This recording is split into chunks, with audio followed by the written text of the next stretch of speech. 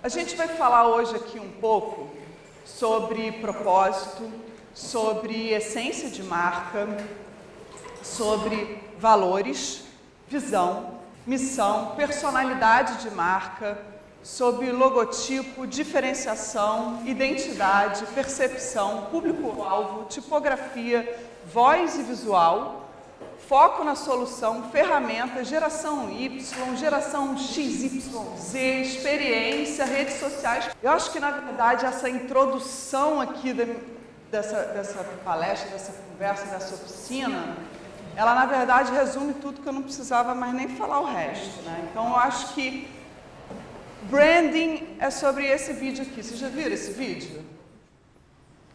Oi, Jorge. Oba! Queria um cachorro-quente, por favor. Vamos lá, qual? Cachorro-quente. Mas qual? Você quer dar uma olhadinha no menu? Você tem menu? Não sabia. Sempre vem aqui, nunca vi. Então, a gente fez aí uma consulta de branding, estamos passando por um reposicionamento da marca. Ah, não é mais podrão do Jorge? Não, agora nós somos a hot dogueria do Jax. Você vendeu pro Jax? Então, eu sou o Jax, eu também passei por um reposicionamento de marketing e eu, Jax, herdei uma receita do meu avô italiano, Giuseppe Del Podrone, juntei com uma outra receita do meu outro avô nordestino, Severino do Dogão, e aí a gente fez essa fusão de culturas e acrescentamos a ginga carioca e tudo mais, a malandragem, o espírito do Rio, e nasceu aqui a hot dogueria do Jax. É que pena, eu gostava do seu dogão antes. Não, mas o sabor, assim, a qualidade é a mesma. É R$ 27,90. Quê? Era R$5. Então, mas antes era um hot dog, agora é uma experiência. É bem isso que a gente vê hoje em dia, né? Acho que o melhor significado de branding hoje em dia é a hot dogueria do Jax, né? Quando isso tudo aqui fica vazio dentro de uma história que, na verdade, não significa nada, de alguém que escutou falar alguma coisa, que quer entregar a experiência, mas fica um blá blá blá vazio e que nada faz sentido, né? Nada funciona. A marca não é isso que o Jax diz que é. Uma marca é o que os outros dizem que é. A marca é o que as pessoas estão falando da marca. A gente tem que entender se ela tem, né, conexão com quem a gente é, com o produto que a gente entrega, com a essência que a gente entrega, se ela tem a ver com o nosso universo, né? Se ela tem a ver com o nosso serviço, se isso é coerente mesmo, porque o que a gente está construindo não necessariamente é o que as pessoas estão enxergando, e é o que as pessoas enxergam que, na verdade, é a nossa marca. E aí eu fiquei pensando como que eu ia me apresentar, né?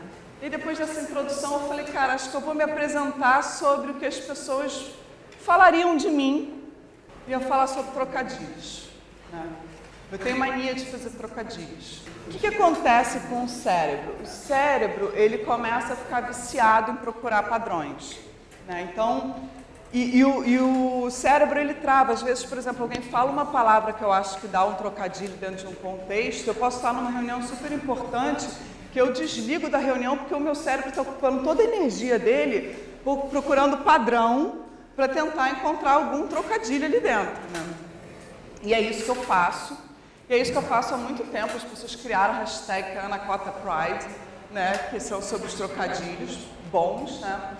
E tem uma coisa sobre trocadilhos, né? Quando você começa a fazer trocadilhos, que é mais ou menos a cara de vocês agora aqui, as pessoas ficam assim, que legal, né? Engraçado pra cacete. E aí eu comecei a ver depois, com o tempo, você vivencia assim, imagina.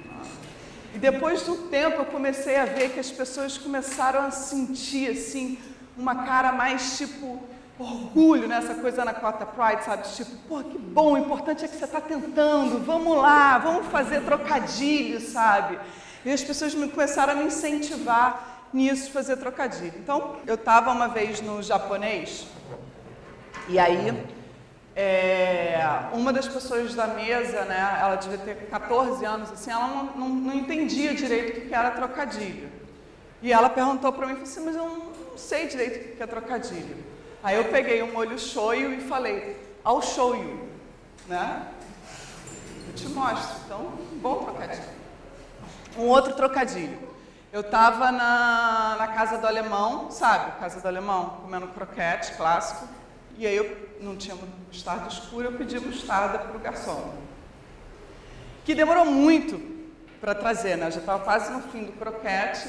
E aí, quando ele trouxe, eu falei, mostarda, mas não falha, né? Né? Trouxe trocadilho. E aí eu comecei a reparar que, na verdade, existem algumas regras básicas para um bom trocadilho. Né? E aí eu trouxe 4 regras para vocês aqui, que é o seguinte. A primeira regra é que um trocadilho tem que fazer parte do contexto. Né? Então, quando eu falo ali mostarda, mas não falha, está se relacionando com o garçom que demorou a trazer, com o hábito de se comer mostarda, comendo croquete, né? Esse tipo de coisa. O segundo tem que ser sagaz e inteligente. O trocadilho está conectado com o humor, né? Ele está conectado com a percepção das pessoas. Então tem que ser sagaz e inteligente, né? Ele tem que ser rápido e ele tem que te dar uma viradinha. O terceiro é que tem que ser uma ponte para um novo significado, ou ampliar um existente. Né? Então ele tem que levar a pessoa para um outro lugar. Né? O que você já tem ali como certeza é ampliado, tem que pegar um pouquinho no contrapé, né? Tem que ampliar a mente. E o quarto e último é que tem que estar conectado com o ouvinte. Né? Por exemplo, se eu fizesse o trocadilho do japonês falando ao show e as pessoas da mesa não soubessem inglês, o trocadilho não faria sentido.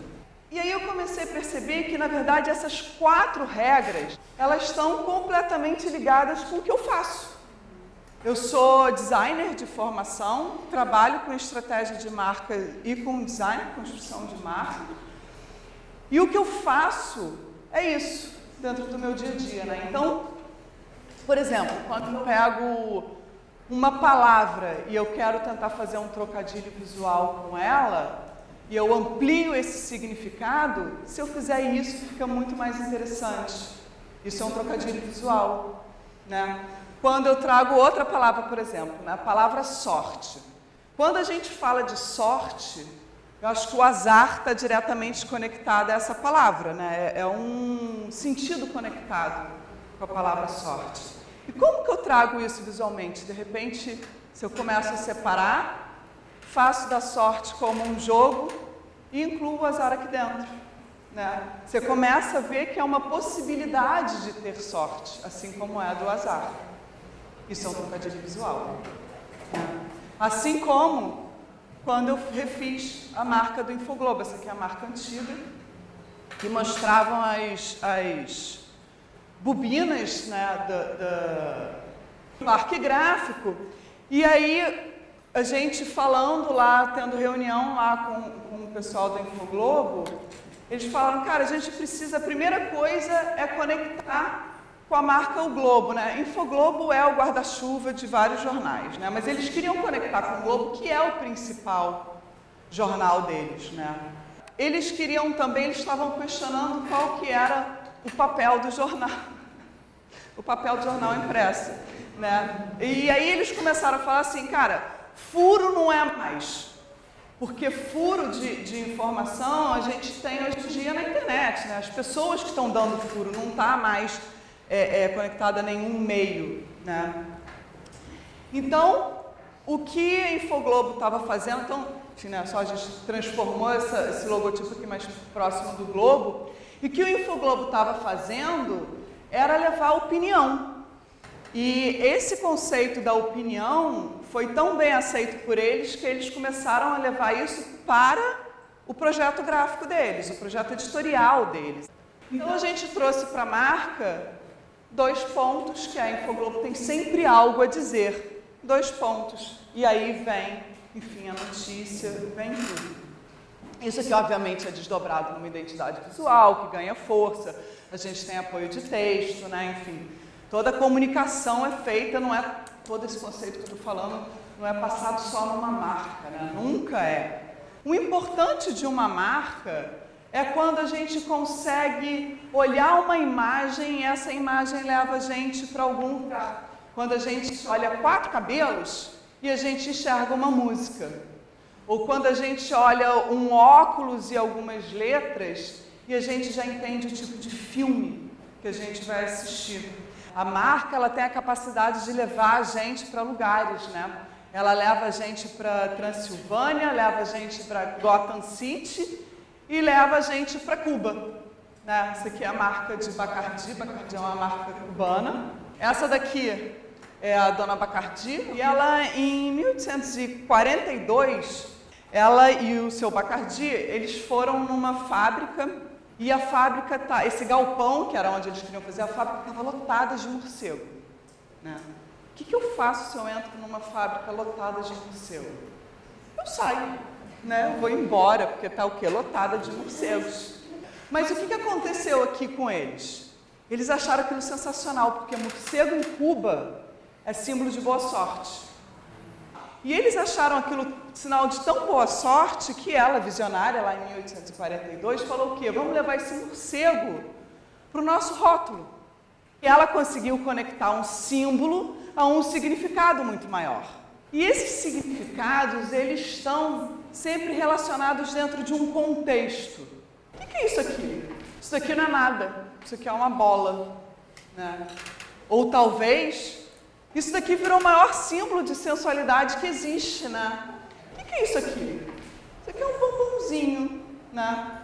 Isso aqui é um nada. Né? Ou isso daqui pode ser um ato de genialidade. Ou monstruosidade. O significado dessas paralelas, eles existem na nossa cabeça. Isso aqui são paralelas.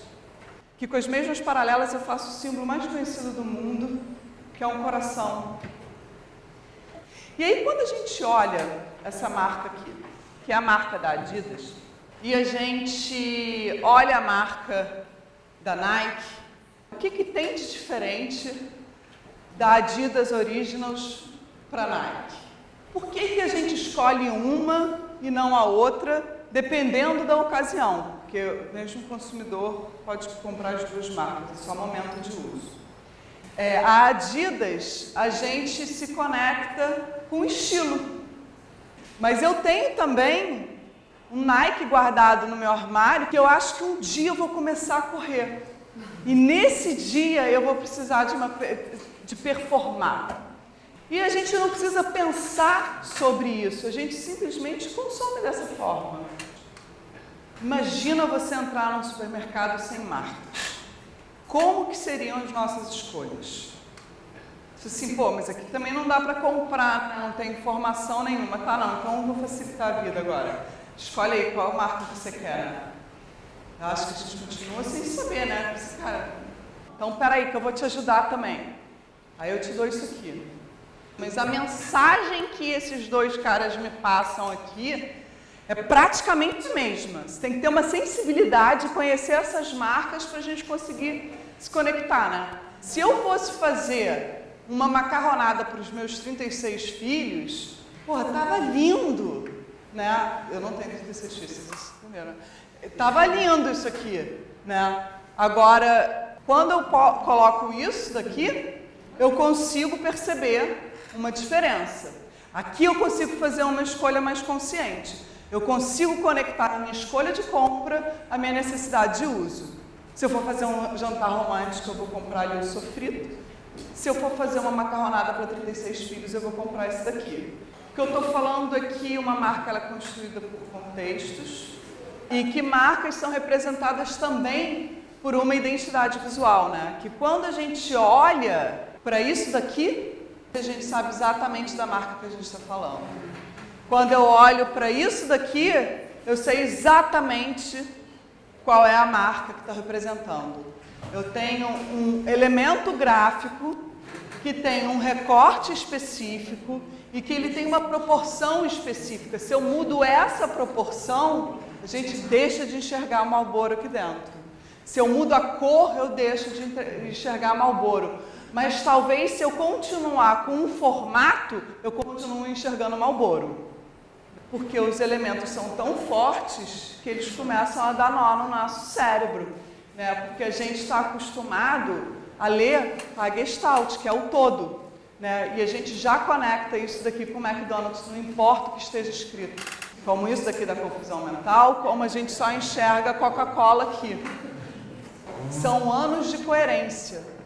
Marlboro nunca trocou esse símbolo, né? Coca-Cola nunca trocou esse símbolo. Essas marcas, elas se mantêm as mesmas, elas até fazem talvez ajustes, né? Mas elas mantêm a mesma imagem, né?